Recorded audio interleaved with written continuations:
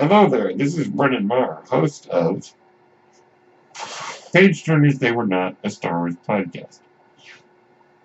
And I'm here to tell you about Anchor. Anchor is the best way to make a podcast. Why is that? Well, first off, it's free. Yes, you heard me right. Anchor is free. Anchor has all the tools you need to make a podcast from your phone or your computer. Anchor will distribute your podcast for you on various platforms, including Spotify and Apple Podcasts. You can make money from your podcast. And get this, with no minimum listenership. That means you can make money even if no one listens to your podcast. That, of course, is not ideal, as Anchor will allow you to spread your podcast, bring in more viewers, and you can make more money because of it. Everything you need to make a podcast is in one place on Anchor. If you're interested, download the free Anchor app or go to anchor.fm to get started. Thank you, and may the Force be with you. Hello, everyone. My name is Brennan Marr. That noise you're hearing. That noise you're hearing is my ventilator. And welcome to Page Turners They Were Not, my Star Wars podcast. Today, if you'll bear with me, I'd like to depart a little bit from discussion of Star Wars to discuss acting. And particularly what one would call method acting.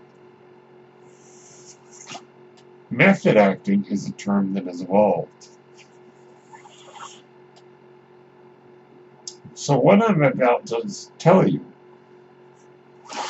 is based on my own limited knowledge. So I would recommend, if you're interested in knowing more and doing the research of on the subject of method acting. Now, Star Wars has never been known to be, great thespian stuff. There is good acting in Star Wars. There is corny acting in Star Wars. And there is unbearably stiff acting in Star Wars. The corniness is part of the fun, I think. That being said, let's discuss method acting. Method acting, to put it simply, is an actor seeking to understand the character he is playing and performing that character from the inside out. It is the idea of kind of getting into the head of the character, getting into the emotions that drive the character, and trying to understand the character from an emotional level, and trying to emulate that in the performance. Method acting was developed by the Russian acting teacher Konstantin Stanislavski at his world-famous Moscow Art Theater. This would have been in the first 3 decades of the 20th century. The Moscow Art Theater toured the United States, where it impressed some up-and-coming acting teachers. These acting teachers were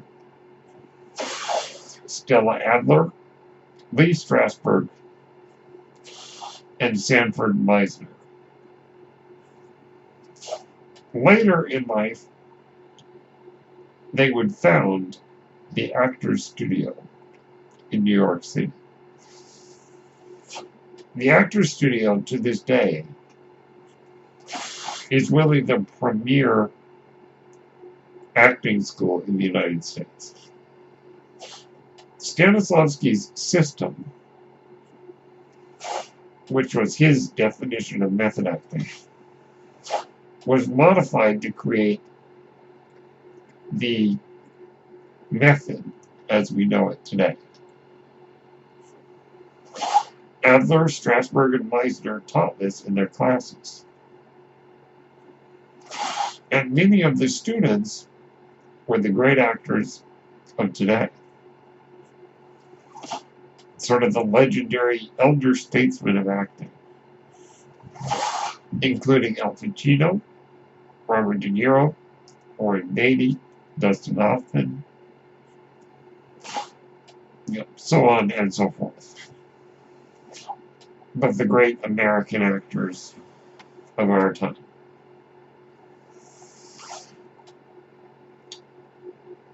Beginning kind of in the 1950s, with another student of the trio at the Actors Studio, that student being Marlon Brando, whose performance as Stanley Kowalski in the film version of Streetcar Named Desire changed film acting forever, at least in my view. Now, method acting has evolved in what it means. Method acting, which quite simply is attempting to understand the character emotionally and psychologically from the inside out. Now the term method acting has come to mean an actor who stays in character when the camera turns off. These kind of new method actors would include Daniel Day-Lewis, Jared Leto, and several others who really get into it. Almost dangerously so. Now, to be clear, that approach to acting is not the acting taught by Lee Strasberg and his compatriots at the Actors Studio. That's a wholly different approach. But when we say method acting today, that's usually what we mean. In my view, it doesn't matter what acting style an actor uses, as long as it gets results. Now, if we can go behind the scenes for a moment, there's a documentary on Netflix called Jim and Andy. When Jim Carrey played Andy Kaufman in Man on the Moon in 1999, he went into what we call method acting today.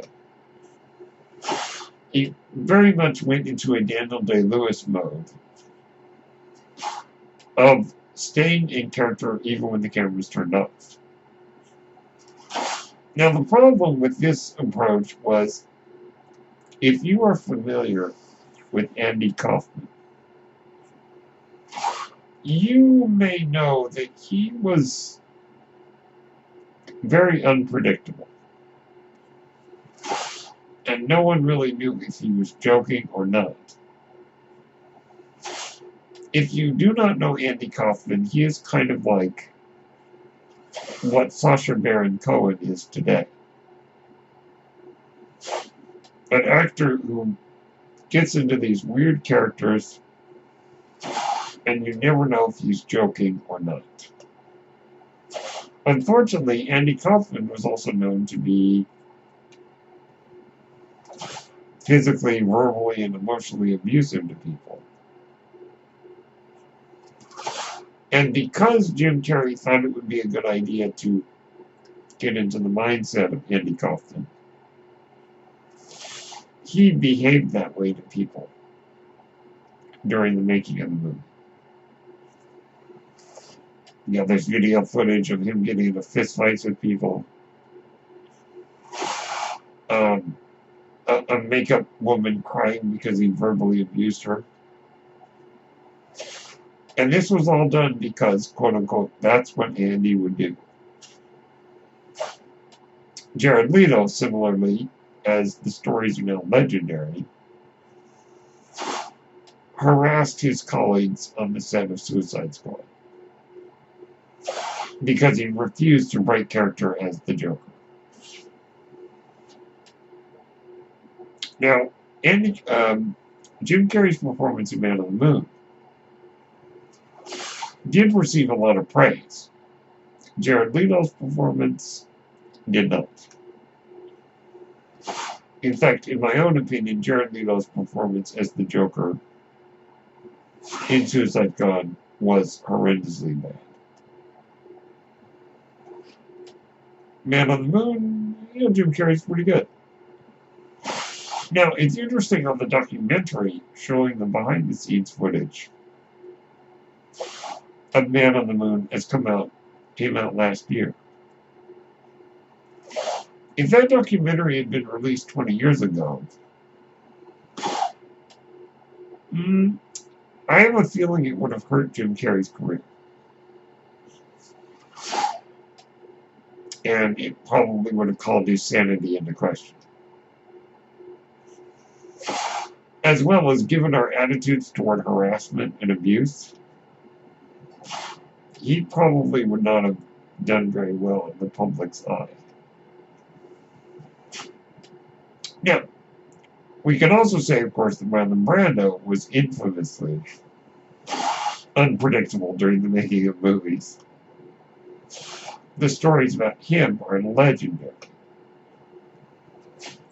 However, it got results, and he was one of the greatest actors of our time, and remains to this day one of the most defining actors in history. Now, I was talking to a friend of mine this morning, and we basically came to the conclusion that all modern acting is method acting. Or at least method acting in the traditional sense of method acting. I'm not talking about the Daniel Day-Lewis approach to acting. But the attempt to understand the character from the inside out, on an emotional and psychological level, and allowing that to come out during the performance. That is the hallmark of modern acting. In the traditional classical sense of acting, it was acting from the outside in. It was more a matter of learning the lines and doing it in that way. Kind of a just do it attitude, as opposed to the understanding the emotional nuances of the character. There's a famous story which is not entirely true. If you get a chance, go to YouTube and look up Dustin Hoffman on Inside the Actors Studio, where he clarifies the story. But for argument's sake, let me give you the apocryphal story. During the making of the 70s film Marathon Man, Dustin Hoffman was working alongside Sir Laurence Olivier. Sir Laurence Olivier was a classically trained British stage actor, probably the greatest classical actor of all time, and definitely not a method actor. He, of course, was brought up in the old-fashioned tradition of classical acting. During the making of the film, Hoffman's character, who runs marathons, and is very much an exhausted character, Dustin Hoffman decided to really get into character by running a lot, staying up all night, not showering, doing all these things, to put himself literally in the mindset of someone like that character. When explaining that he had done this to Sir Laurence Olivier, Lord Larry, as he liked to be called, said, "My dear boy, have you ever tried acting?" Now, as I said, this story is not entirely true, but it illustrates the point of the difference between classical acting and method acting. Lord Larry was the king of traditional classical acting. Now, one thing that I have noticed, and maybe this is just me, is there is a divide. Or there was a divide between American actors and British actors. Going back maybe 30, 40 years ago, British actors were very much the classically trained acting types. Whereas Americans were getting into method acting. There was a bit of a divide because the idea of taking a character and making it your own, which is what method acting does, seemed a little bit appalling to the classically trained actors who kind of were raised in the environment and taught at acting school. Basically, that the lines and the character is sacred. Just do it and don't try to fiddle with it too much. Now, this is not true anymore because it's a generational thing. A lot of the younger actors in Britain are now being raised on a more method approach, which America kind of beat them to the punch, arguably. But now it's really become that method acting is the way that actors in England and in the United States are taught in acting school. Classical acting is kind of going the way of the dodo. Now, I'm a sucker for classically trained British actors. Whether it's Sir Charles Dance or Sir John Gielgud. As you can imagine, a lot of the sirs and dames, Dame Diana Rigg, so on and so forth. I'm a sucker for the classically trained acting style. So when those guys are on screen, I'm pretty amazed. Now, to get back to Star Wars, to conclude this discussion, a major difference in the original Star Wars film. Let's look at these different approaches to acting. On the one hand, you have Sir Alec Guinness playing the venerable Obi-Wan Kenobi. Sir Alec, as you can imagine, was part of the classically trained British stage actor type. A style of acting that he carried into film. In my opinion, he gives the greatest performance in all of Star Wars, playing Obi-Wan. Bringing that classical style to the screen. On the flip side of that is Harrison Ford. Now, obviously, Harrison Ford is not a method actor in the style of Daniel Day-Lewis. Daniel Day-Lewis acting, I'm not even sure what to call it. It is what we call method acting, but true method acting or at least method acting in the traditional sense, is, psychologically understanding the character. Harrison Ford is very much in that mold as an actor. The stories of Harrison Ford are legendary. That he is notoriously cranky about the characters he plays. He wants the directors to give him good, deep guidance. He wants to understand the character very, very much. He wants to know the character's utility, the character's use in the story. And he was notoriously cranky during the making of Return of the Jedi, because he felt his character had no need to be there. And as a lot of the fans know, would have liked it if the character had died. He is this way on a lot of films. He was notoriously cranky during the making of Blade Runner because Ridley Scott, like George Lucas, does not really direct actors. He is not an actor's director. So Harrison Ford is a method actor. He needs to understand the character's psychology,